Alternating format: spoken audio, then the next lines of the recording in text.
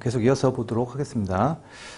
아까 설명한 것처럼 ABC가 이제 최종 소비자에게 물건을 공급했을 때 이제 다단계별로 이제 우리가 부가세를 과세를 했었는데 다른 특징들 간단히 더 보고 나서 이제 우리 재정리하도록 할게요.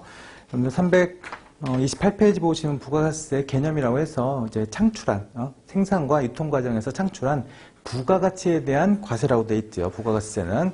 그러면 331페이지 보시면 참고라고 나와 있는데 부가가치세 과세 방식에서 이제 어떤 부가가치를 과세할 건가? 이거 간단히 보시면 예를 들어서 세 가지 경우가 있는데 A라는 사업자가 잠깐 보시면 간단하게 A라는 사업자가 자기가 이제 투입된 비용이나 이제 그런 걸 가지고 나중에 매출액이 일어났다. 창출한 이제 금액이 있다고 하면 예를 들어서 투입을 이제 100을 투입한 다음에 창출을 이제 500원의 매출이 일어나게 되면 이때 부가가치를 이제 보통 100을 투입해서 500이면 자기가 창출한 부가가치는 아까 얘기한 400이 될 거예요. 그럼 이 400을 계산하는 방법을 이제 어떻게 계산할 건지 첫 번째 뭐라고 되어 있냐면 가산법이라고 되어 있어요. 이 가산법 자체는 시험에 잘 나진 않으니까 여러분들 이건 간단히 개념을 보시면 돼요.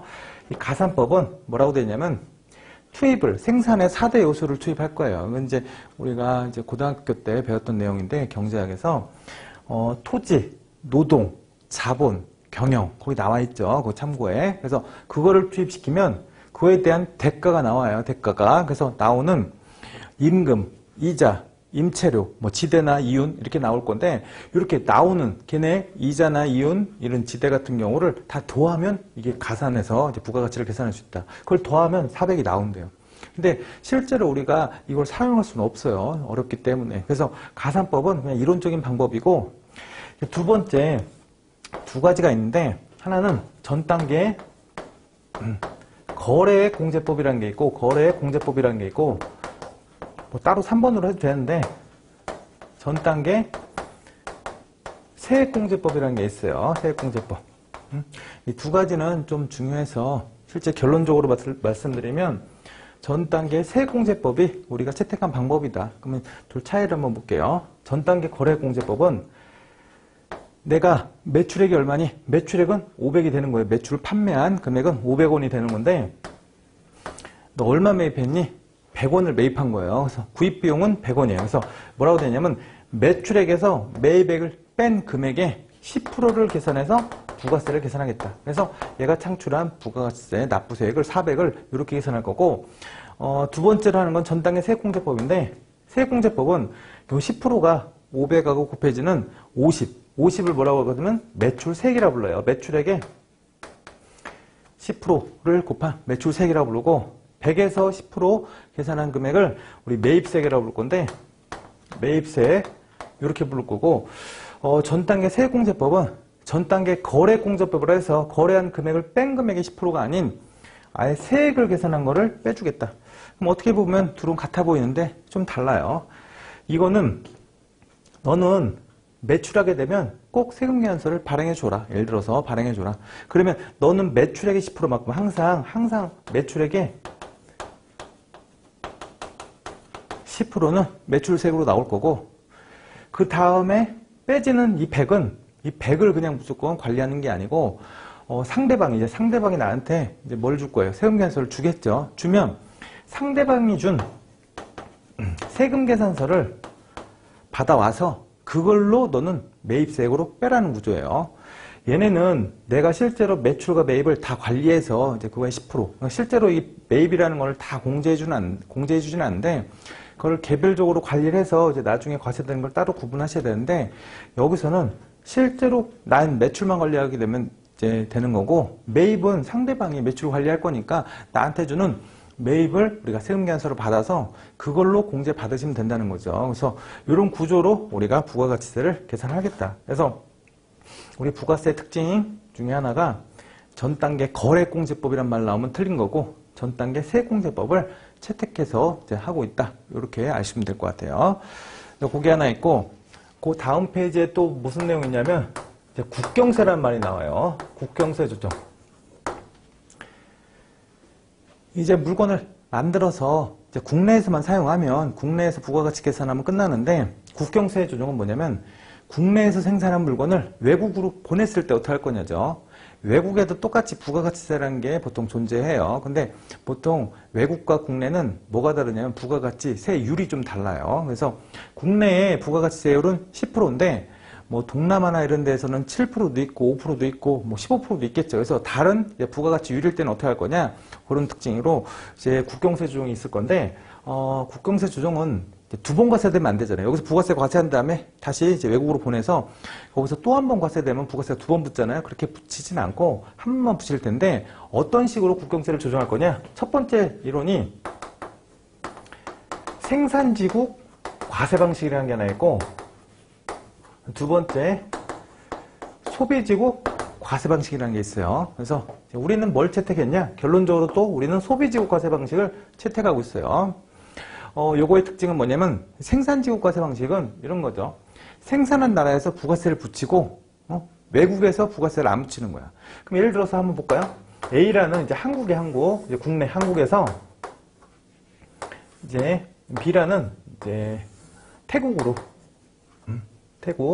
태국으로 물건을 수출한대요. 보통 이때 수출이라는 게 수출한 개념이 나오는데, 수출했을 때 한국은 부가가치세율이 10%고 태국은 부가가치세율이 보통 7%예요. 7%라고 보시면 물건을 만들었다. 물건을 만들어서 생산지국은 물건 1,000원짜리에다가 100원을 붙여서 얼마에? 1,100원에 이렇게 공급하자는 게 생산지국 과세 방식이에요. 근데 이제 실제로 이제 소비지국 과세 방식은 어떻게 할 거냐면, 너가 1,000원에 생산했으면 세율을 붙이지 말고 이렇게 태국으로 보내서 태국에 들어갈 때 수입하는 물건에 대해서 과세를 시키면 되지 않냐. 그래서 얘네로 들어갈 때 요거를 몇 프로로? 7%로 과세시켜서, 그럼 100원이 아니고 70원이 되겠죠. 이렇게 보내자는 게 소비지국 과세 원칙이에요.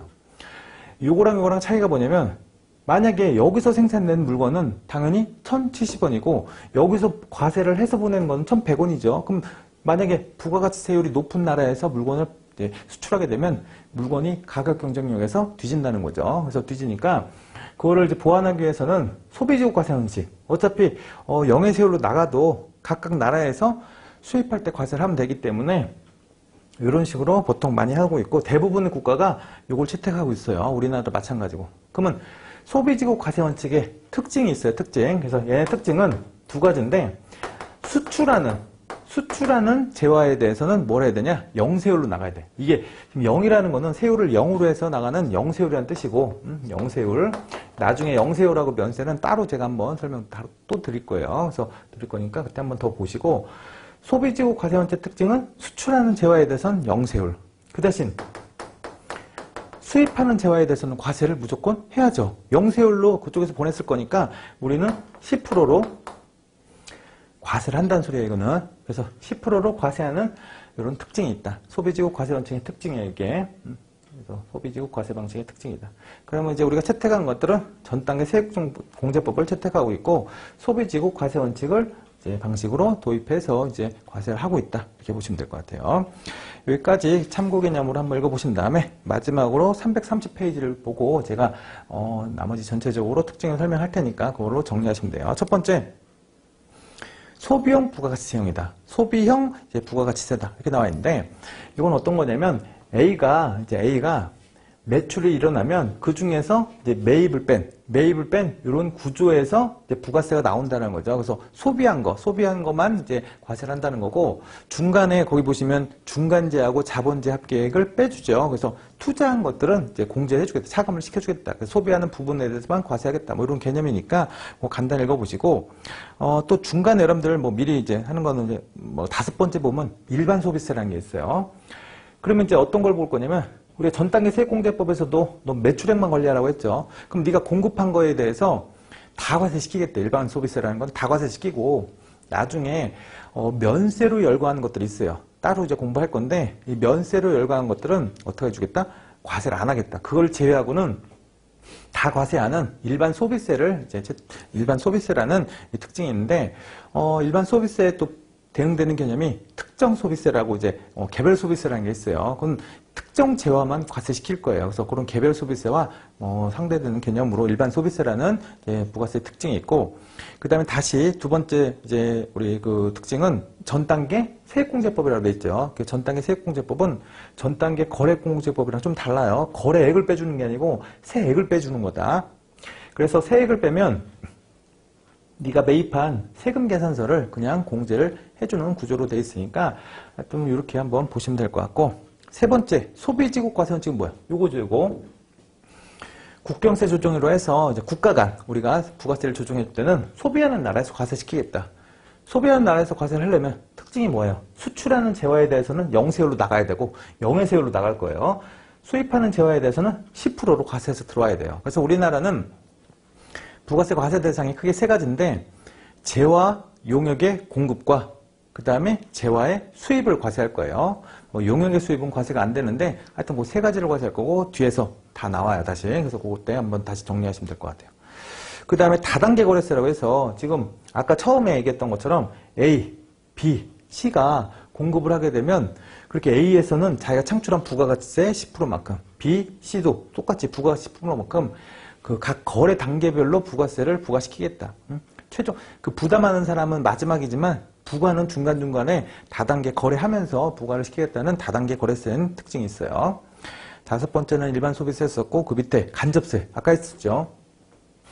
납세 의무자인 ABC하고 부담한 자인 최종 소비자 D가 다르죠. 그래서 납세 의무자와 부담한 자가 다르면 이걸 간접세라고 부르는데, 우리가 대표적으로 법소부를 배울 건데 법인세, 소득세는 대표적인 직접세예요. 이제 부가가치세만 간접세니까 간접세인 것도 한번 확인해 보시고, 그 물세라는 건 여러분들 소득세를 배우면 이해가 쉬울 거예요. 나중에 뭐냐면 소득세는 돈을 많이 벌 때, 적게 벌 때 이거는 세금이 달라요. 다른데 돈을 똑같이 벌면 세금이 동일해야 되겠지만, 돈을 똑같이 벌더라도 가족이 많은 사람과 가족이 적은 사람, 부양가족이죠. 부양가족이 많은 자녀들을 5명 뒀거나 자녀가 없거나 둘은 세금 부담이 달라져요. 그래서 인적 사항을 고려해주는 이런 세금이 있는데 이걸 인세라 불러요. 인세. 근데 대표적으로 소득세는 인세인데 부가가치세는 가족이 암만 많더라도 세금은 동일하게 나와요. 그래서 이건 대표적인 물세라 부른다. 그래서 인세와 물세 구분을 이렇게 할 필요가 있죠. 마지막 면세제도인데, 이 국경세는 영세율 관련된 거고, 이제 면세 관련해서도 나중에 제가 한번 아까 그 ABC 다단계 거래세 구조는 그때 설명을 제가 할게요. 책에서도 앞에는 있지만 그건 일단 무시하고 넘어오시고, 면세는 뭐만 보시면 되냐면 이것만 보시면 돼요. 만약에 A라는 자하고 이제 B라는 자가 있다. B라는 자가 있는데 A라는 자는 소득이 이제 10만 원이고 B라는 자는 소득이 1,000원이에요. 1,000원. 1,000원인데 지금 A와 B가 뭘 샀냐면 둘 다 쌀을 사겠대요. 쌀을 사는데 쌀을 100원어치 살게요. 100원어치 사면 예를 들어서 한번 볼게요. 쌀을 100원어치 사면 당연히 부가세 플러스 10을 받으면 110을 부담하는 거죠. 근데 B도 100원짜리 쌀을 사면 부가세 10을 부담하는데 지금 세금은 얼마예요? 둘 다 10이라는 거죠. 실제로 소득이 높으신 분과 소득이 낮은 분의 세부담은 원래는 달라야죠. 달라야 되는데 부가가치세는 그렇게 다르게 책정할 수가 없다는 거죠. 소비를 하면 그게 만약에 부가세로 부과되기 때문에 이렇게 부과될 때 A와 B가 어떤 일이 발생하냐면 세 부담률을 한번 계산해 보라고 하면 이렇게 부담률이에요. 부담률은 10만 원에 대해서 얘는 10, 얘는 1,000원에 대해서 10 이렇게 부담률로 계산될 건데 이 부담률을 계산해 보면 소득이 높으신 분 부담률이 훨씬 작겠죠. 이렇게 이쪽이 훨씬 크겠죠. 그러니까 소득이 낮으신 분들이 부가세 부담률은 높다는 거예요. 그래서 이걸 뭐라고 부르냐면 세 부담에 이걸 역진성이라고 불러요. 세 부담이 당연히 소득이 높으신 분의 부담이 더 많아야 되는데 더 작아지는 이 역진성이 있는데 이 역진성을 어떻게 하자? 완화하자는 규정이 면세 규정이에요. 그럼 완화하려면 어떻게 하셔야 돼? 이거를 과세를 하면 안 되죠. 과세를 안 하도록. 그래서 얘를 0으로 만들어서 세부담을 동일하게 만드는 거죠. 0으로. 그래서 면세의 특징은 뭐냐면 세부담의 역진성 완화 이런 표현을 써요. 그래서 만약에 이제 나중에 영세율하고 면세 비교가 가끔 나오는데 영세율하고 면세는 뭐가 다르냐? 영세율에서는 소비지국과세 원칙이라는 용어가 나와야 되고 면세는 세부담의 역진성 완화라는 이제 표현이 나와야 돼요. 만약에 영세율에서 세부담 역진성 완화를 위해서 이제 이렇게 적용을 한다. 이건 틀린 말이죠. 면세도 소비지국 과세원칙이 나오면 틀린 말이고. 추가적으로 영세율은 또 하나 수출 장려 목적으로 아니면 이중과세 방지 목적으로 뭐 이것도 맞는 말이에요. 그래서 수출 장려와 이중과세 방지 목적, 그 다음에 소비지국 과세원칙 구현하기 위해서 영세율을 적용하겠다. 그래서 그 330페이지에 있는 이제 부가세 특징 한번 잘 보시고 뭐 어렵진 않죠. 그래서 그렇게 보시면 될 것 같아요. 그 다음에 332페이지 보시면 과세 대상하고 납세 의무자인데 여기다 정리해 볼게요. 그 보시면 이제 과세 대상을 이제 크게 세 가지로 구분을 하고 있어요. 과세 대상. 이것도 이제 중간중간 2장에서도 또 나오는 거니까 첫 번째 이제 우리 재화의 공급. 재화의 공급. 두 번째 용역의 공급. 세 번째 재화의 수입이라고 되어 있는데 아까 우리 A가 B한테 공급했을 때 우리 재화를 공급하고 용역을 공급할 건데 얘네들은 아까 A가 누구였어요? 사업자였죠. 그래서 얘네들은 누가 공급해야지만 이제 과세를 할 거냐면 사업자가 공급했어야지만 우리가 과세를 하겠다. 여러분들이 개인이 사업자가 아닌데 만약에 친구한테 컴퓨터를 이제 팔기로 했어요. 그래서 중고 컴퓨터를 팔 때 부가세를 징수할 거냐, 받아올 거냐? 그거는 사업자가 아니면 징수를 할 필요가 없다는 거죠. 그래서 없다는 거고 사업자만 이제 재화 공급, 용역 공급 했을 때 부가세 과세를 하겠다는 거고 그 대신 외국에서 수입이 될 건데 수입이라는 거는 이제 용역의 수입이라는 거. 만약에 이제 무슨 일을 해주는 용역하는 사람들이 외국에서 우리나라로 들어왔다. 과세할 방법은 없죠. 그래서 이제 실제로 비행기 타고 들어오던 배를 타고 들어오던 이제 과세할 방법은 없는데 재화의 수입이라고 해서 물건이 우리나라로 들어올 때는 항상 세 관을 통과해요. 그래서 여러분들이 이제 비행기를 타보셨거나 이제 배를 타보신 분들은 외국에서 들어올 때 어떤 세 관이라고 해서 어떤 일정 지역을 통과할 건데 그 통과하면서 물건이 들어오면서 그때 이제 뭘 부과시킬 거냐면 관세가 부과돼요. 관세가. 그래서 관세가 부과될 건데 그 부과되는 관세에 추가해서 부가세를 또 부과시킬 수가 있어요. 그래서 그건 나중에 수입할 때 한번 설명드릴 건데 그렇게 부과할 수 있는 방법이 있다. 그 대신 누가 부과할 거냐면 세관장이라고 해서 관세 이제 를 부과시키는 세관장이 대신 요거를 부가세를 징수할 수 있기 때문에 재화의 수입은 사업자일 필요는 없어요. 그래서 사업자, 수입자예요. 수입자가 사업자 유무와 뭐 없는 상관이 없어요. 상관 없이 과세가 된다. 얘는 사업자가 공급하는 것만. 이제 재화의 수입은 사업자 아닌 경우도 과세를 할 수 있다는 거죠. 그래서 그 밑에 있는 과세 대상은 그렇게 나와 있는 거고 이제 오른쪽에 여러분들 재화와 용역의 개념이라고 나왔는데 요거는 이제 뒤에서도 한번 더 설명드릴 건데 일단 재화가 뭐니 이렇게 물어본 거예요. 재화. 그래서 재화는 이제 2장에서 어떤 거래를 과세할 건지 중요하게 나오는 거 그때도 한번 더 보고 지금은 재화가 뭐라고 하냐면 재산적 가치가 있어야 되는데 재산적 가치가 있는 유채물과 무채물.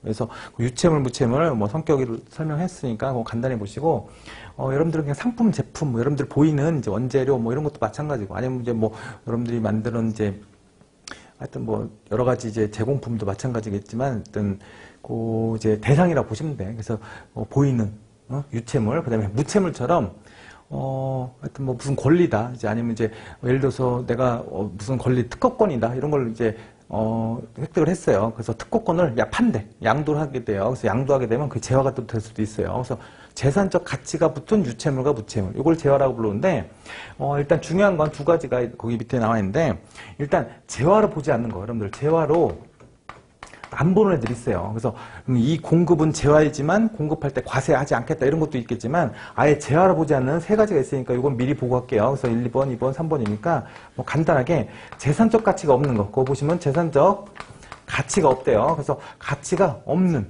예를 들어서 물하고 공기 자체는 재산적 가치를 부여하지 못해서 아예 그 자체는 과세 대상은 아니에요. 근데 물을 생수에 담아서 우리가 그 편의점에서 사 먹는 생수는 과세가 돼요. 그건 재산적 가치가 붙었기 때문에. 공기도 일반적인 이 공기는 당 과세가 될 수는 없겠지만 나중에 산소통, 우리가 산에 올라갈 때 산소통에 이제 산소를 넣어서 이제 갖고 와서 산의 정상에서 마신다라는 그 산소통은 당연히 재산적 가치가 있기 때문에 그때는 재화가 될 수가 있다는 거죠. 재산적 가치가 없는 거는 재화가 아닌 거고, 또 두 번째로 또 뭐가 있냐면 화폐 대용 증권이라는 게 있어요. 화폐 대용 증권. 그 다음에 유가 증권. 이거는 화폐 대용 증권으로 뭐가 있냐면 이제 보통 돈은 화폐예요. 돈은 화폐인데 어음이라는 게 있고 여러분 수표라는 게 있어요. 수표는 실제로 돈하고 상관없겠지만 화폐 대용 증권에서 화폐처럼 이제 이용할 수 있는 거예요. 그거하고 유가 증권이라고 해서 다양하겠지만 그 중에서 보통 주식하고 예를 들어서 채권이 있다. 채권이 있으면 얘네들은 이제 재화로 안 보겠대요. 그러면 한번 잠깐 다시 사례를 볼까요? 사례로 A라는 사업자가, 잘 보세요. 이제 이런 그림을 제가 많이 그릴 건데 여러분들도 이해를 해보실 때 사업자가 이제 B한테 뭘 할 거냐면 공급을 할 거예요. 공급을 할 건데 이 B는 사업자일 수도 있고 아닐 수도 있어요. 사업자 유무 상관없이 뭘 하셔야 돼? 공급을 했으니까 대가를 받을 때 대가에 항상 부가세를 이렇게 받으라는 거죠. 이렇게 부가세를 받으라는 거다.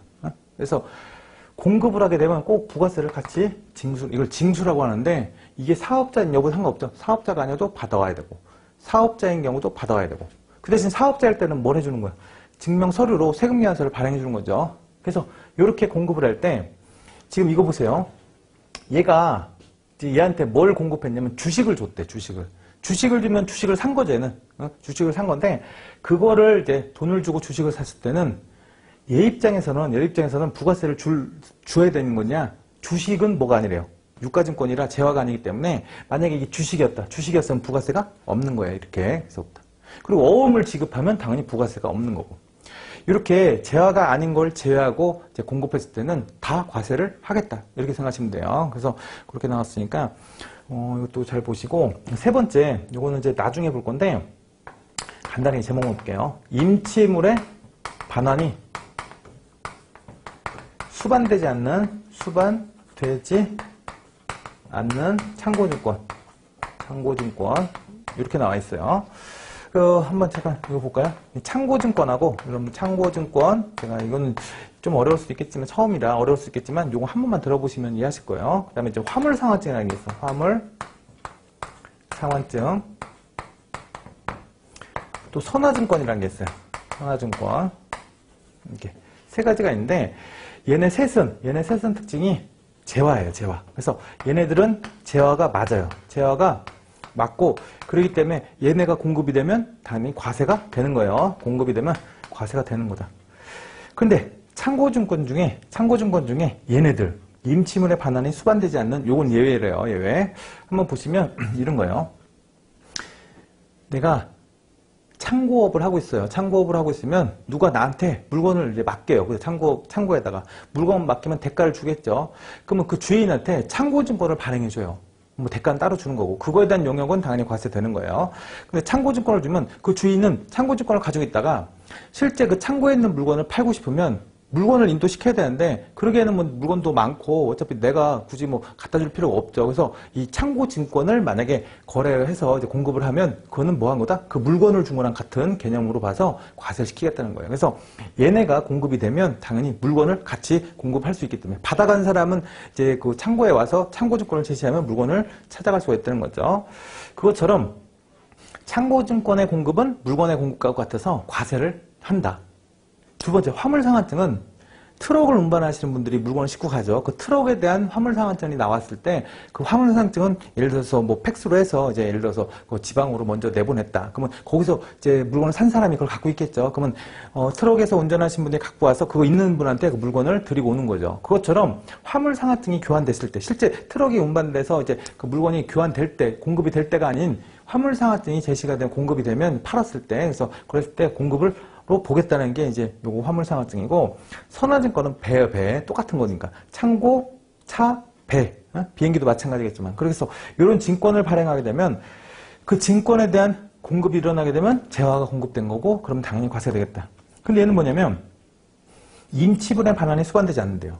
그럼 창고증권에 물건을 맡겨서 그 물건에 대한 여러분 뭘 할 거냐면 증권을 발행했어요. 근데 실제로 이 증권으로 임치분의 반환을 안 하고 그냥 창고증권을 우리 가치로 매겨서 유가증권처럼 우리가 공급된, 예를 들어 대가로 주고받을 수가 있는 경우가 있어요. 이건 예외적인 경우인데 그건 나중에 책에서도 나올 거예요. 그래서 여러분들은 예외라고 보시고, 창고증권 중에 임치물의 반환이 수반되지 않고 이제 우리가 유가증권처럼 우리가 증권을 주고받을 수 있는 창고증권은 얘네들은 재화가 아니구나, 이렇게 아시면 될 것 같아요.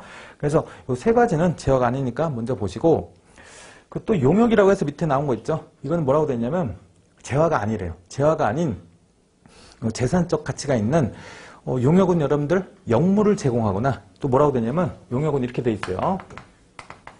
용역은 이것도 이제 다음 2장에서 한 번 더 보도록 할게요. 첫 번째, 영물을 제공한다. 그러니까 여러분들이 이제 개인적인 이제 일을 해주는 거예요. 일을 해주는 건데 영무가 제공되거나, 두 번째 이제 재화, 시설물, 그다음에 이제 권리를 이제 사용하게 하는 거래요. 사용. 그러니까 재화나 시설물, 이거는 부동산이라고 보셔도 돼요. 부동산, 아니면 특정 이제 특허권, 아니면 상표권, 이런 이제 권리가 있는데 얘네들을 대여해준다. 사용하는 거. 빌려주면 용역이 되는 거예요. 여러분, 부동산을 임대해주면 용역이고 부동산을 팔면 재화예요. 그래서 그런 것처럼 우리 용역은 재화시설물 권리를 우리 사용하게 하는 것, 그걸 우리가 뭐라고 부르냐? 우리 용역이라고 불러요. 그래서 이렇게 용역을 부를 거고, 그 밑에 있는 것처럼 요거는 지금은 중요하진 않아요. 여러분들 지금 배울 때는 재화와 용역만 구분하시면 되고, 이제 뭐가 나왔냐면 나중에 설명드릴게요. 이거는 예를 들어서 부동산을 팔았어요. 매매를 하면 뭐예요? 부동산 매매업은 판 거니까 재화로 보겠다, 걔는. 그 대신 부동산을 임대해주면 얘는 용역으로 보겠다.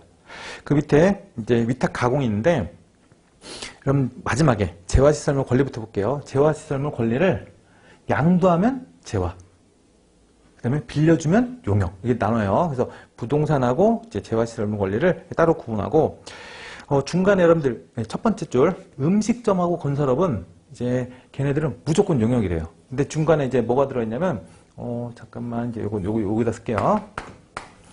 위탁가공이라고 해서 여러분들 이제 가공 용역을 제공해 준 건데, 위탁이라는 말은 이제 대신 우리가 가공을 해준다는 거예요. 대신 가공을 해줄 건데, 그냥 단순 가공이 일어나면 뭐냐? 이건 용역이에요. 그냥 가공만 하니까. 그래서 이거는 용역인데, 거기 뭐라고 하냐면 주요 자재를 부담하는 거예요. 전부나 일부를 부담한 건데, 내가 가공을 해줄 건데 내 부품을 붙여갖고 가공을 한대요. 그럼 얘네들은 이걸 재화로 보겠대요. 재화로. 그래서 지금 위탁 가공에 대한 부분은 이렇게 구분을 할 건데, 그때 여러분들 보시면 알겠지만 음식점하고 건설업은 당연히 이렇게 붙여나가는 케이스가 많아요. 그럼 걔네를 재화로 볼 거냐? 아니다. 음식점하고 첫 번째 건설업은 그냥 이렇게 주요 자재가 전부나 일부가 부담되더라도 우리는 용역으로 보겠다. 이 특징이 있어요. 그래서 그렇게 음식점, 건설업은 항상 용역 공급으로 보시면 되고, 그럼 재화와 용역은 왜 구분합니까? 여러분들 구분하는 이유가 있어요. 얘네들은 나중에 배울 이제 우리 공급식이라고 해서 언제 공급할 거냐에 따라서 얘네들이 이제 그게 다를 수 있기 때문에, 재화는 물건이기 때문에 갔을 때, 인도됐을 때, 용역은 완료가 됐을 때, 뭐 이런 식처럼 둘이 달라요. 그래서 공급 시기가 다르고 몇 가지 구분할 사항들이 있어서 얘네들을 이제 구분 지을 필요가 있어서 공부를 간단히 하는 거예요. 그래서 보시고, 중간에 여러분들 전답, 과수원, 목장용지 임대라고 해서 얘네들은 이제 우리가 과세, 이 소득세법에서 얘를 과세 안 하거든요. 그래서 우리가 실제 소득이 생기더라도 과세를 안 하니까 부가세도 과세하지 말자, 뭐 이렇게 나와 있을 거예요. 그래서 이렇게 구분을 하면 되니까 이렇게 보시고, 그 다음에 이제 납세의무자 간단히 볼게요. 여기까지만 보고 이제 중요한 납세의무자.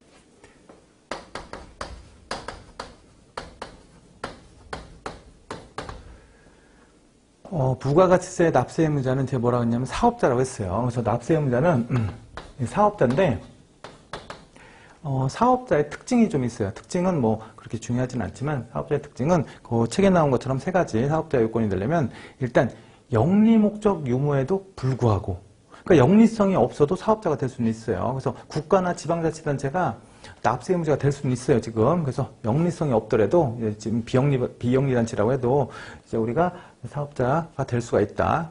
두 번째, 사업성과 독립성인데, 사업성이란 건, 이거를 계속적으로 공급을 해야지만, 이제 과세를 하는 거고, 납세 의무자가 되는 거지, 우리 책상에 있는 거, 우리 한 번만 팔았어요. 그러갖고 사업자가 될 수는 없다는 거죠. 그래서 계속적, 반복적으로, 이제 우리가 사업을 하셔야지만 사업성이 있다는 거고, 그래야지만 사업자가 되는 거고, 또 하나, 독립성이 있어야 된다. 어디에 종속된 사람이면 안 된다는 거죠. 대표적인 게 근로자인데, 근로자는 회사에 종속되어 있죠. 종속되어 있기 때문에 회사에 제공하는 근로 용역은 우리가 따로 부가세 과세를 안 해요. 사업자가 아니기 때문에. 그런 것처럼 사업자의 특징은 아까 얘기한 것처럼 영리성, 영리 목적에도 불구하고 사업성이 있으면서 독립적으로 우리가 공급하는 용역에 대해서, 재화 용역에 대해서는 이제 사업자가, 이런 걸 사업자라고 이제 부를 거고, 그러면 이제 그 밑에 여러분들 표가 있는데, 납세 의무자가 이렇게 구분되어 있어요. 첫 번째, 사업자하고, 사업자가 뭘 하셔야 돼?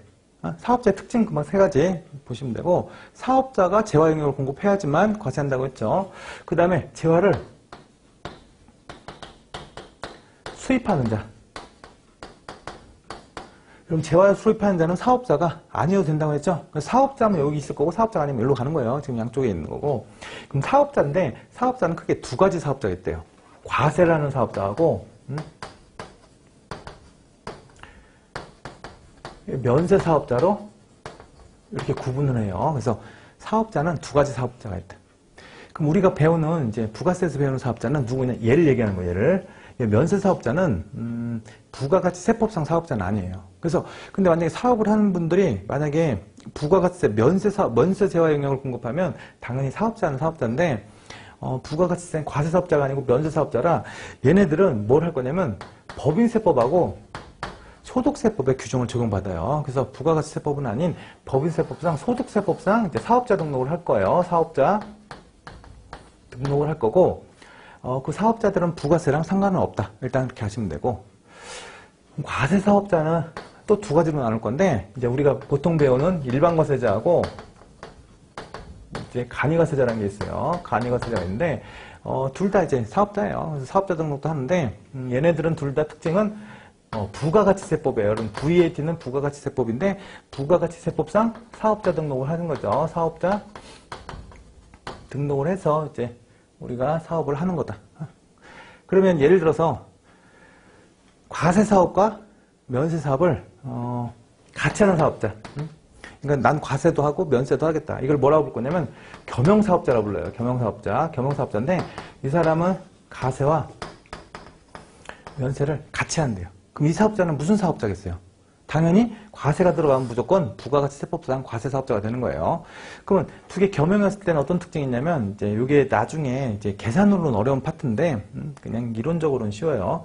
지금, 원래는 면세는, 그냥 자연스럽게 따라오는 거예요. 내가 과세가 없으면 면세만 하겠지만, 보통 같이 하게 되면, 부가가치에서 신고가 일어나게 되면, 당연히 면세 공급했을 때 면세랑 같이 겸용을 한다는 거지, 사업자는 여기서 끝나는 거죠. 끝나는 건데, 이분이 아예 시작을 면세로 시작했어요. 면세로 시작하다가 중간에 과세가 들어오면 어떡할 거냐? 과세가 들어오면 이렇게 신고를 다시 하셔야 돼. 그래서 부가세법 우리 사업자 등록이 안 돼 있기 때문에 여기서 이렇게 바꾸는 사업자 등록을 하셔야 되는데 그걸 새로 할 거냐인데 새로 할 필요는 없이 뭐 하시면 되냐?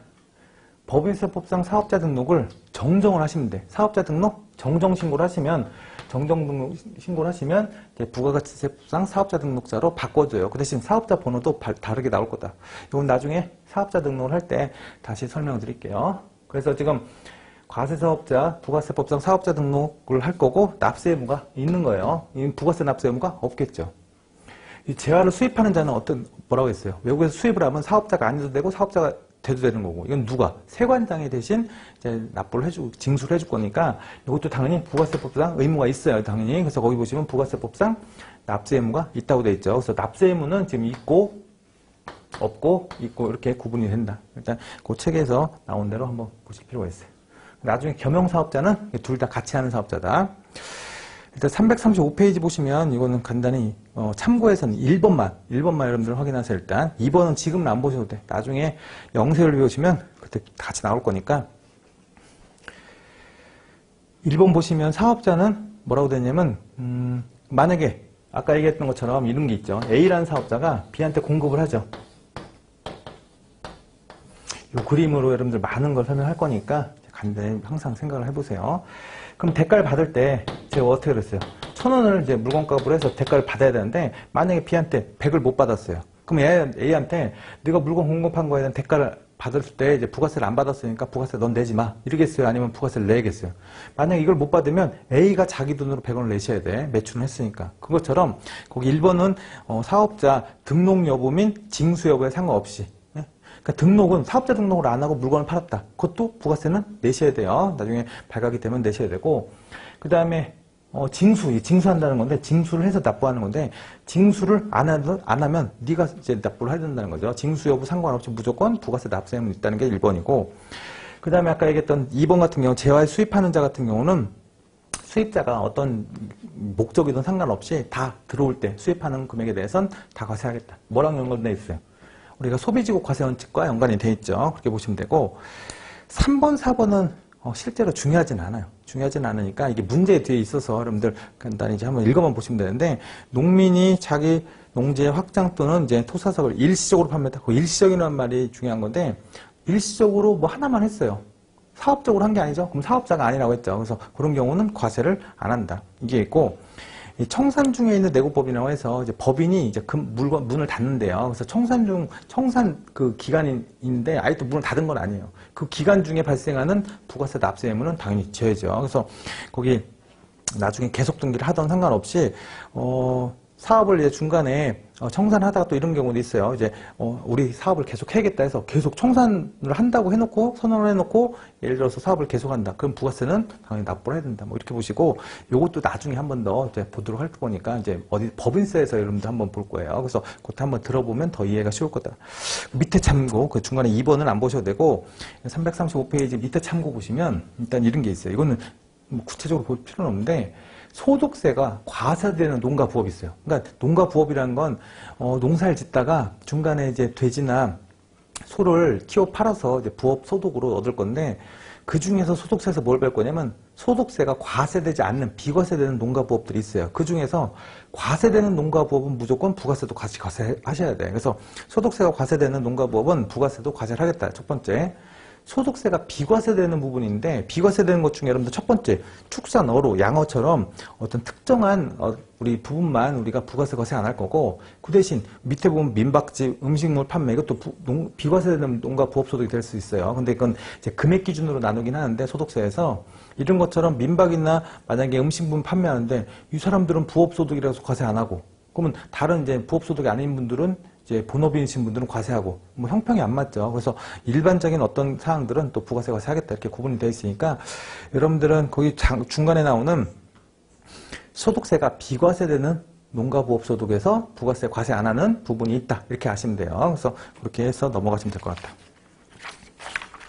그래서 여기까지가 여러분들 일단 이제 우리가 공부한 거고 뭐 뒤에 좀 더 있지만 지금 중요한 건 특징 한번 보시고 그 다음에 납세 의무자 뭐 많이 배우진 않았죠. 특징에 대한 부분 뭐 살펴보시고 그 다음에 납세 의무자도 이제 납세 의무자 사업자가 누구냐 아까 어떤 특징이 있냐 요건이 있냐 그거는 이제 책에 있으니까 보시고 요거 사업자에 대한 내용 보신 다음에 과세 기간은 다음 시간에 이어서 보도록 하겠습니다.